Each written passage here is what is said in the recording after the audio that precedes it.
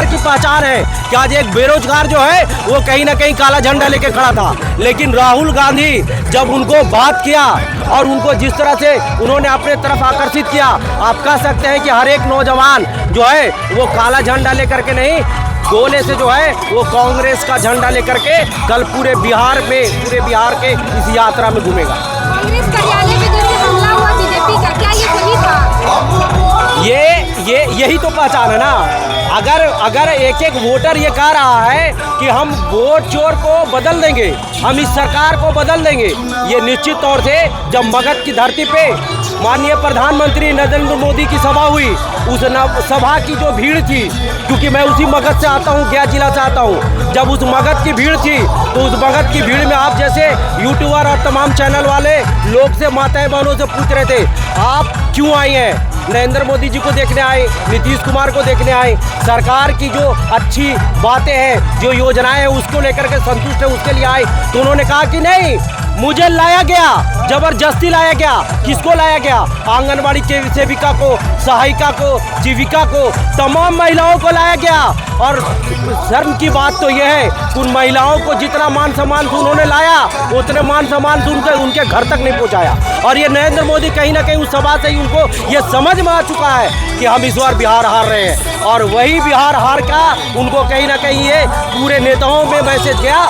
और ये बीजेपी के लोग, बखुलाए हुए लोग, गुंडे लोग जो है वो हमारे कांग्रेस कार्यालय पे धावा बोले।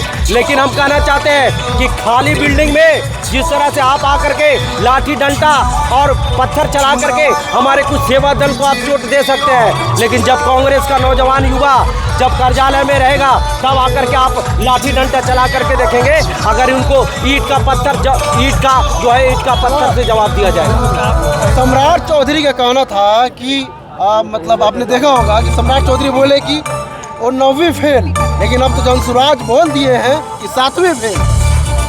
ये जो भी बातें आई है ये सही बात है।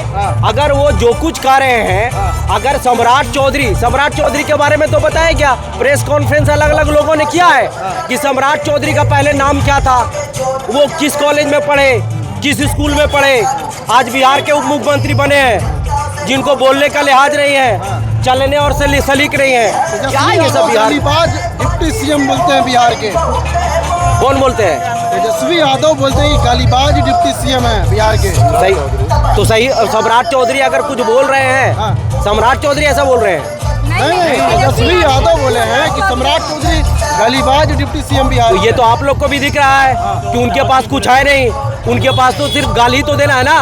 उनको गलत अशब्द व्यवहार ही तो करते हैं। अरे उनके प्रदेश अध्यक्ष तो खुले मन से कहते हैं कि मुझे जितनी गाली आती है वो उतनी डिक्शनरी में नहीं मिलेगी, तो खुद बोलते हैं। तेजस्वी जी ने अगर कह दिया कि सम्राट चौधरी गालीबाज उप मुख्यमंत्री, तो क्या कहा? प्रदेश अध्यक्ष कह रहे हैं मेरे पास उससे उतनी डिक्शनरी में नहीं होगी जितनी मेरे पास गाली है। तो हम कह सकते हैं कि निश्चित तौर से बिहार में जितने भी जिम्मेदार मंत्री बैठे हैं, प्रदेश नेतृत्व में बैठे हैं बीजेपी और जदयू के लोग, ये तमाम लोग एक तरफ से आप देखेंगे तो कहीं ना कहीं किसी न किसी जगह पे चाटुकारिता कर रहे थे, कहीं ना कहीं जुगेबाज थे, कहीं ना कहीं नशेबाज थे। आज सरकार में बैठ गए हैं और बड़ी बड़ी बात कर रहे हैं। पीछे से देखिएगा तो सब खोखला है। इस बार जवाब देने का काम करेगी आपकी महागठबंधन सरकार?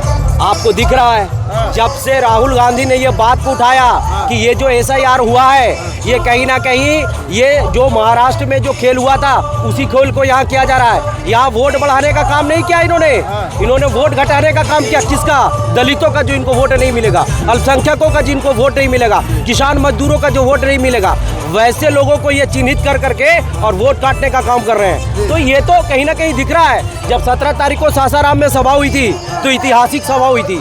सासाराम में था कोई ऐसा गली नहीं था जहां जन सैलाब नहीं निकला था। नौजवान हो, महिला हो, किसान हो, मजदूर हो, सड़कों पे सैकड़ों हजारों ट्रैक्टर किसान लेकर के आए थे उस सभा में शामिल होने के लिए। और 17 दिन जब यात्रा चली तो पूरे बिहार नहीं, पूरे हिंदुस्तान में ये देखा जा रहा है कि राहुल गांधी की यात्रा, ये जो वोट की अधिकार यात्रा है, इस यात्रा कितनी सफल है। और ये निश्चित तौर से कह सकते हैं कि कल हम ये सभा में तय कर देंगे, इस यात्रा में तय कर देंगे कि हम निश्चित तौर से उनको बुरी तरह से हराने जा रहे हैं और निश्चित तौर से सरकार बदल के रहेगी। फिर से वोट चोरी हो जाएगा, फिर से एनडीए की सरकार बन जाएगी। हाँ, वोट चोरी हुआ उसके लिए हम लड़ाई लड़ रहे हैं। और ये जो वोट चोरी हो रही थी उसके लिए हमारे नेता डे 1 से लड़ाई लड़ा, सदन में कहा, सड़क पे आ गए। और ये जितने भी नौजवान हमारे मतदाता हैं इन्होंने कहा है, और यही लिए तो हम प्रचार प्रसार कर रहे हैं ना, इसीलिए तो हमारे नेता उतरे सड़कों पे, कहा कि ये कहीं ना कहीं फिर से सरकार में बैठ जाएंगे